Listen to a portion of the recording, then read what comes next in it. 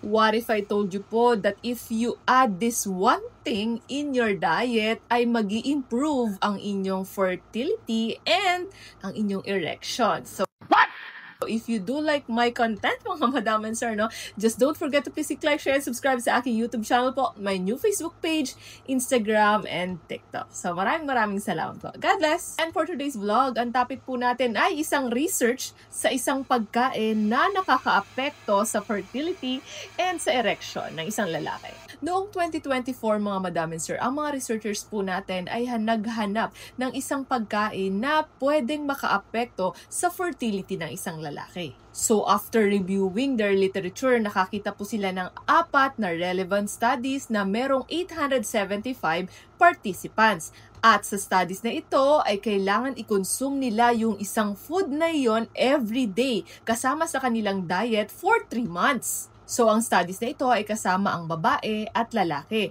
Pero hinati po sila sa 4 na grupo. Yung 2 grupo ay sinasabing kasama sa kanilang diet o sa pagkain. Samantalang yung 2 grupo ay sinasabing hindi sinasama yung pagkain na yon sa kanilang diet. So, alam niyo po ba ang naging resulta? Sa grupo na kasama ang pagkain na ito sa diet nila ay nagkaroon ng sinasabing improvement sa kanilang sperm quality. Specifically po, sa sperm motility ng isang lalaki ay nagkaroon po siya ng 51% increase. Ito po yung kakayanan ng inyong tamod na lumangoy. At para naman po sa sperm morphology o yung shape ng inyong tamod, napaka-importante po nito sa conception o kung gusto magbuntis ng inyong partner, nagkaroon ng increase ng 54%. And lastly, yung sperm vitality ay nagkaroon ng 61% increase. Ito po yung ang tamod ng isang lalaki ay mine-measure kung gaano siya ka-alive, kung gaano siya ka-energetic. Papunta saan? Papunta sa itlog. Gusto niyo po bang malaman kung ano yung pagkain?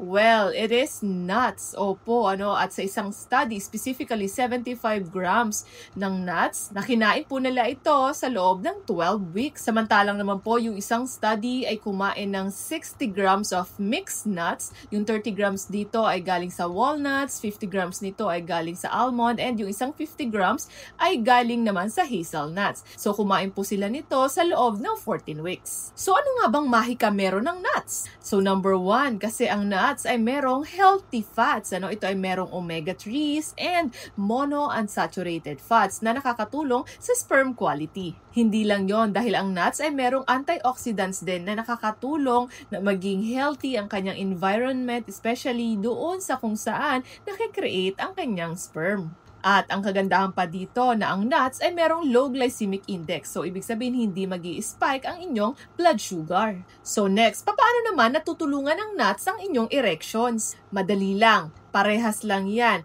Kung papaano tinutulungan nito maging maayos ang inyong sperm health, ay ganun din po tinutulungan ng nuts ang inyong blood vessel health.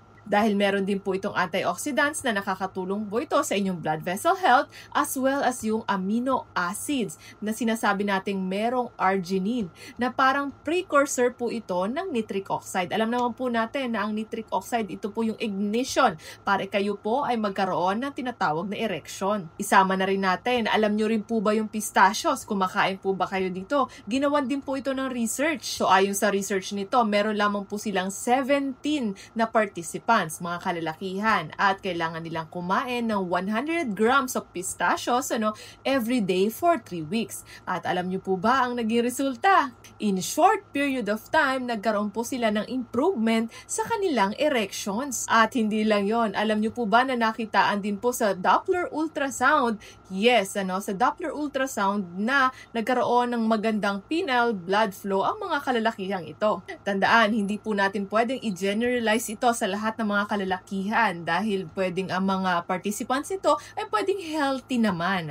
So, kung sakali na kayo po ay magdadagdag ng inyong nuts sa inyong pagkain, pwede po ito makatulong ng a little boost of erection and maganda rin po ito para sa inyong fertility. So, this would be the end of my vlog. Thank you so much for watching and hopefully na may naiambag ako sa inyo for today's video. So, maraming salamat po. Comment down below kung may gustuhan pa po kayong requested vlog. So, maraming salamat. God bless!